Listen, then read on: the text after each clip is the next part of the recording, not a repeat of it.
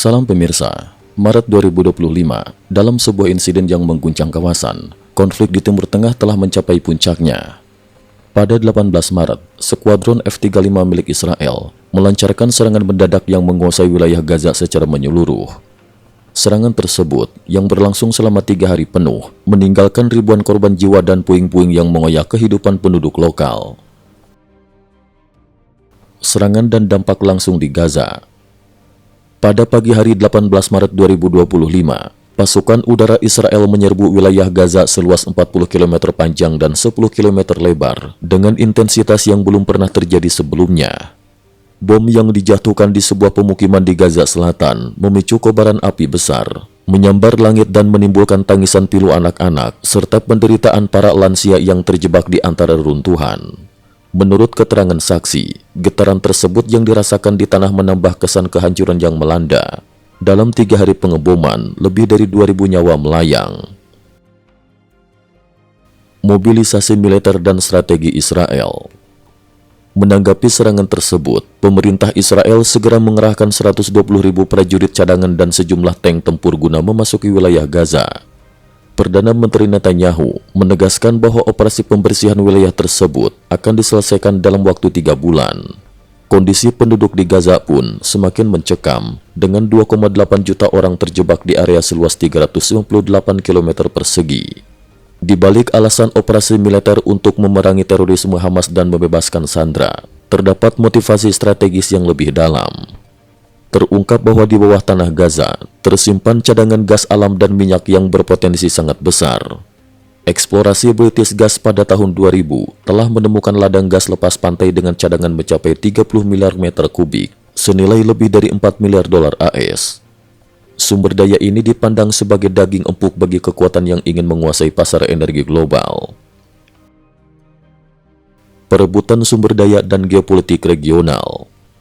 Insiden di Gaza tidak hanya berdampak pada konflik antara Israel dan Palestina, melainkan juga memicu reaksi dari negara-negara besar di kawasan. Dinamika Arab Saudi dan Mesir. Arab Saudi, yang menggantungkan 40% pendapatannya dari minyak, melihat potensi cadangan minyak dan gas di Gaza sebagai ancaman serius bagi produksi nasionalnya.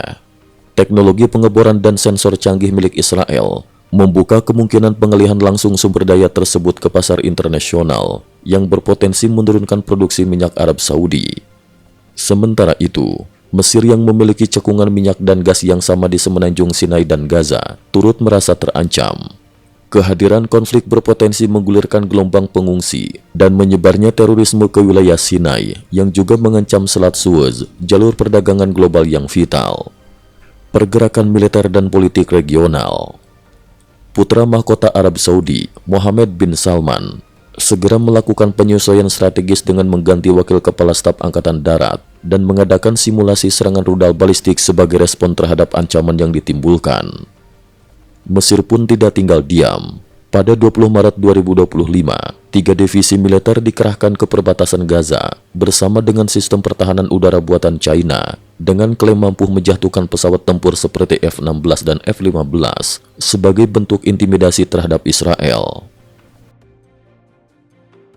Konstelasi politik global dan intrik kekuasaan. Di balik konflik yang terlihat sebagai pertempuran wilayah, terdapat permainan catur politik yang melibatkan kekuatan besar dunia. Amerika Serikat dan Trump. Presiden Trump, yang dikenal dengan gaya bisnisnya, telah mengerahkan operasi militer yang melibatkan kapal induk dan pesawat tempur, termasuk kolaborasi dengan pesawat tempur Israel untuk menyerang fasilitas militer dan pembangkit listrik kelompok Houthi di Iran.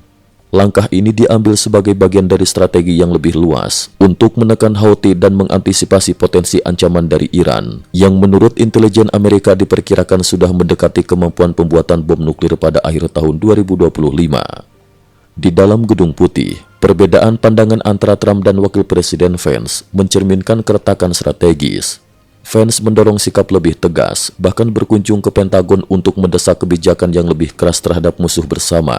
Sementara Trump lebih mengedepankan solusi negosiasi guna meminimalkan dampak ekonomi dan politik dari konflik tersebut. Keterlibatan Rusia, Iran, dan China. Di sisi lain, Rusia menunjukkan kehadirannya dengan mengirim kapal perang ke Teluk Rusia dan ikut serta dalam latihan militer di Teluk Oman. Langkah ini tidak hanya bertujuan untuk menekan Houthi, tetapi juga sebagai upaya merebut kembali wilayah strategis di Kuwait dan Irak untuk mengamankan penjualan minyak. Iran pun memberikan peringatan keras pada 22 Maret 2025, mengancam akan mengubah kota-kota di Israel menjadi lautan api jika pasukan tidak segera ditarik dari Gaza. Dengan dukungan teknologi rudal balistik, Iran memperlihatkan kapasitas yang mampu menjangkau wilayah Israel, bahkan potensi serangan ke Amerika.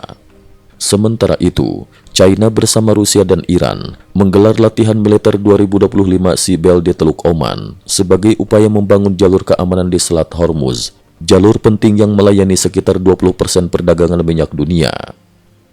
Investasi strategis China di Timur Tengah yang mencapai triliunan dolar turut dipertaruhkan jika konflik semakin meluas. Implikasi ekonomi dan energi global. Pertarungan atas sumber daya di Gaza memiliki dampak yang jauh melampaui batas-batas regional. Pengaruh energi. Penguasaan sumber daya minyak dan gas di Gaza oleh Israel berpotensi merusak struktur produksi dan pemasaran minyak Arab Saudi. Hal ini juga dapat menggeser pelanggan tradisional ke Eropa, menimbulkan perubahan besar dalam dinamika perdagangan energi global. Investasi strategis.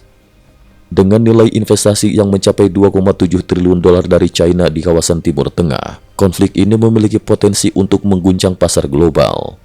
Investor internasional, termasuk tokoh-tokoh besar dunia, mulai menarik diri dari aset strategis di kawasan, seperti pabrik produksi air tawar di Dubai dan Abu Dhabi.